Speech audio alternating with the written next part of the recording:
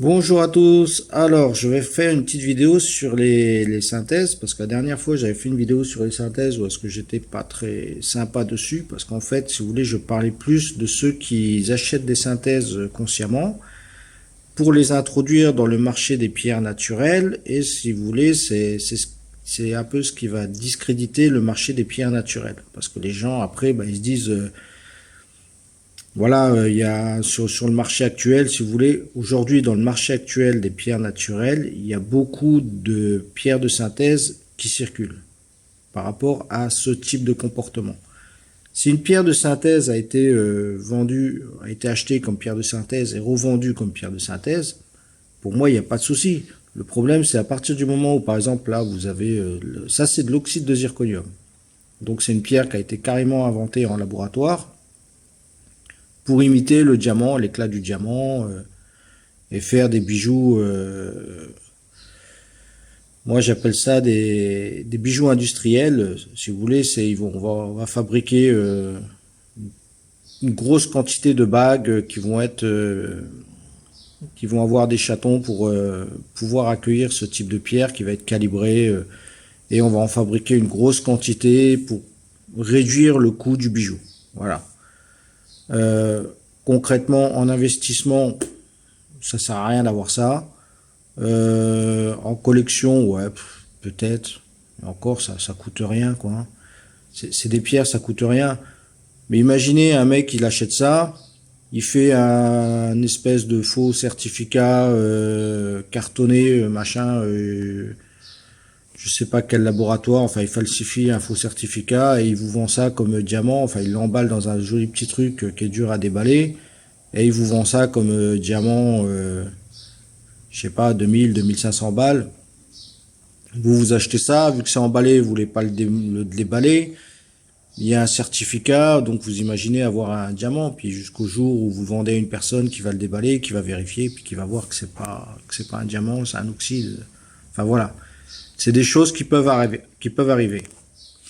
Donc c'est là-dessus, moi, que si vous voulez, que les pierres de synthèse me dérangent.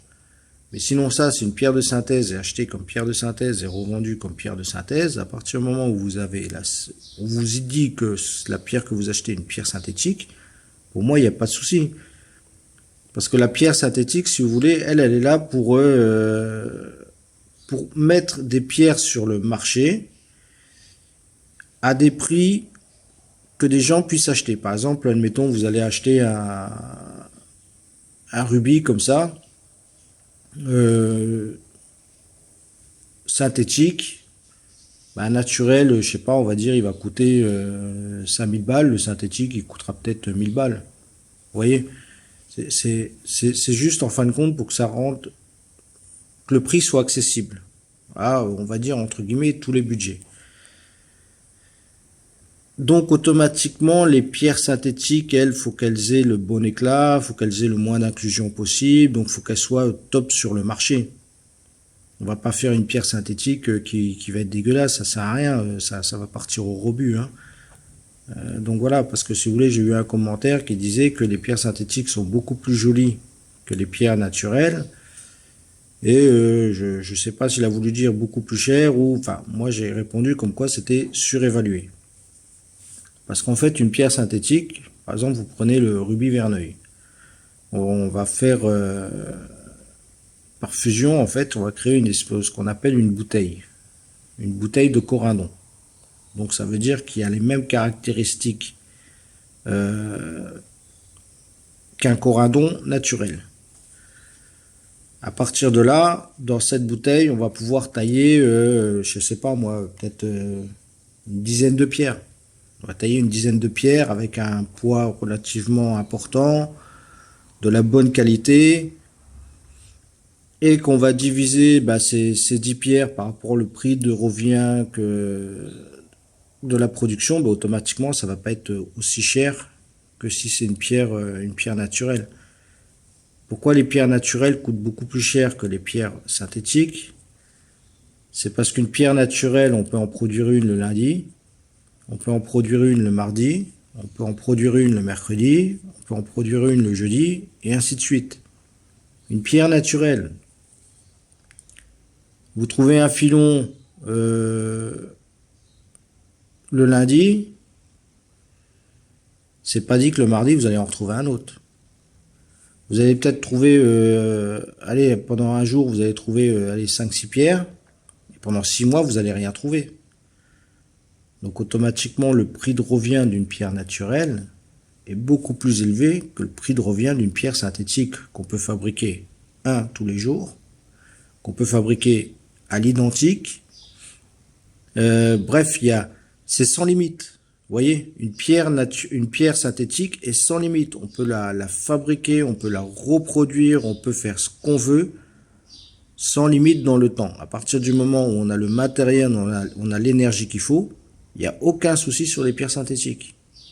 Alors qu'une pierre naturelle, c'est différent parce que c'est des filons, donc on va trouver un gisement, on va exploiter ce gisement, tôt ou tard ce gisement, de toute façon il va arriver à épuisement. Parce que derrière, il n'y a pas de réapprovisionnement de la terre, je vais dire. Donc une fois qu'on a trouvé toutes les pierres du gisement, le gisement ne produit plus et automatiquement il n'y a plus de pierres. C'est là que les pierres prennent en valeur. Alors qu'une synthétique, on peut la reproduire autant de fois qu'on veut. Et comment dire, dans les temps anciens, les pierres synthétiques avaient un prix assez élevé parce que pour les produire, il fallait quand même du matériel assez conséquent. Au jour d'aujourd'hui, ça a beaucoup changé parce que les méthodes ont changé, le matériel pour les faire a beaucoup évolué. Donc ça coûte maintenant ça coûte beaucoup moins cher de reproduire des pierres synthétiques qu'avant. C'est pour ça que je dis aujourd'hui, en fait, le marché des pierres synthétiques est surévalué. La dernière fois, j'avais vu un documentaire où est-ce qu'il parlait pour les diamants synthétiques. Et il disait le diamant synthétique, en gros, c'est 30% moins cher qu'un diamant naturel. Déjà, rien que ça, rien que le 30% moins cher, pour moi, c'est déjà surévalué. Parce que le diamant synthétique, on peut le reproduire autant de fois qu'on veut. Donc, admettons, vous avez un diamant naturel qui a 10 000 euros. On va vous revendre un diamant synthétique à 7 000 euros. Pour moi, est-ce que le synthétique, il vaut 7 000 euros? Personnellement, je préfère attendre encore un peu et mettre 3 000 euros de côté et acheter un diamant naturel que de mettre 7 000 euros dans un diamant synthétique. À savoir que dans 10-20 ans, la production aura encore évolué. Donc le coût de production du diamant à 7 000 euros, il aura descendu, je sais pas, peut-être à 2 500. Et la pierre que vous avez achetée il y a 10 ans de ça à 7 000 euros, elle vaudra plus 7 000 euros, elle sera inférieure à 2 000 euros. Parce que le coût de production aura beaucoup réduit. Alors que sur une pierre naturelle, ça va être complètement différent. La logique, elle est inversée. Parce que la pierre que vous aurez achetée 10 000 euros qui vient, mettons, d'un gisement d'un pays producteur, peut-être que ce gisement, il produira plus. Donc cette pierre, elle prendra plus de la valeur qu'autre chose. C'est ça que je vous expliquais dans la vidéo sur l'investissement. Faire la différence entre un produit de consommation et un produit d'investissement. Une pierre synthétique, c'est un produit de consommation. C'est là pour être consommé. Vous l'achetez, bon, mis à part le prix, vous l'achetez, vous perdez la pierre. Une pierre synthétique, vous pouvez en retrouver. Par contre, vous achetez une pierre naturelle qui est top, qui a la couleur, vous la perdez, c'est autre chose. Parce que là, vous perdez un investissement. Alors que sur une pierre synthétique ou de laboratoire, vous perdez un produit de consommation. Et la différence, en fait, entre le produit d'investissement et le produit de consommation, c'est que le produit de consommation, vous pouvez le retrouver, vous pouvez le racheter. Le produit d'investissement, c'est différent. Une fois que c'est perdu, c'est perdu. Vous achetez une émeraude de Colombie naturelle, je sais pas moi, de 10 carats, qui est clean, qui est top, qui est machin. Vous la perdez, vous en retrouverez pas. Vous allez trouver d'autres qui auront d'autres caractéristiques, mais vous n'allez pas retrouver exactement la même. Alors que si vous avez une pierre synthétique que vous perdez, vous pouvez en retrouver une. Pratiquement à l'identique de ce que vous aviez. Et donc, pour conclure, si vous voulez, là, je fais cette petite vidéo, c'est pour vous dire que les pierres synthétiques, à partir du moment où elles sont vendues comme pierres synthétiques et non pas comme pierres naturelles, qu'elles sont dans un marché de pierres synthétiques, c'est-à-dire il y a un fournisseur qui vend des pierres synthétiques qui vous dit moi mes pierres sont des pierres de synthèse, machin, bon bah il argumente son produit et tout, que vous voulez acheter une pierre de synthèse. C'est correct, je vais dire, mais à partir du moment où il y a des gens qui achètent des pierres de synthèse et qui les introduisent dans les marchés de pierres naturelles en disant c'est des pierres naturelles, c'est là que moi je dis, voilà, il y a un problème, faut mettre le haut là, quoi. Parce qu'une pierre de synthèse n'a rien à voir avec une pierre naturelle. Même si la pierre de synthèse, elle est plus jolie, elle est plus... visuellement, elle est plus classe, elle est plus top, elle est plus machin. Une pierre de synthèse peut être reproduite à l'infini tous les jours. Une pierre naturelle, non. Voilà la différence entre la pierre de synthèse et la pierre naturelle.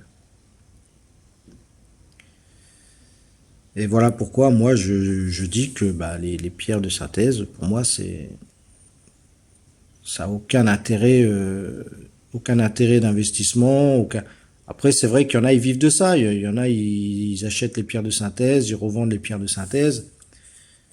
Et bah, c'est, comme on dit, c'est pas bien de cracher dans la soupe des autres. Mais chacun son business. Après, il faut savoir argumenter son produit. Parce que le marché des pierres de synthèse, il y en a qui achètent. Il y en a qui disent, ouais, les pierres de synthèse, c'est plus éthique que les pierres naturelles, c'est plus propre pour l'environnement, pour ci, pour ça. Faut savoir que pour reproduire une pierre de synthétique en laboratoire, c'est énergivore. Ça demande énormément d'énergie. On ne reproduit pas des choses naturelles sans énergie. Donc, qui dit énergie dit production de CO2, quoi. Donc, le bilan carbone d'une pierre synthétique sur une pierre naturelle, à mon avis, c'est comme aujourd'hui quand on parle de la voiture électrique, quoi. On nous dit, ouais, la voiture électrique, c'est ça. Ouais, mais le problème de la voiture électrique, c'est que pour la produire, ça consomme énormément de ressources naturelles et d'énergie. Et ensuite, faut les recharger, quoi. Alors, si derrière, tu les recharges avec des centrales à charbon, vous voyez ce que je veux dire? Enfin, voilà. C'était juste pour répondre à la personne qui me disait que les pierres synthétiques sont plus clean, plus propres, plus jolies que les pierres naturelles. Je vais lui dire oui, parce qu'elles sont fabriquées pour. Mais le seul souci qu'il y a avec la pierre synthétique et la pierre naturelle, c'est que la pierre synthétique peut être reproduite à l'infini. Il y a des usines, je crois, il y a un gros fabricant en Europe qui est installé en Suisse, un truc comme ça, qui produit des pierres synthétiques. Que ce soit les oxydes de zirconium comme là, les corindons synthétiques, les émeraudes, les quartz, les machins comme ça.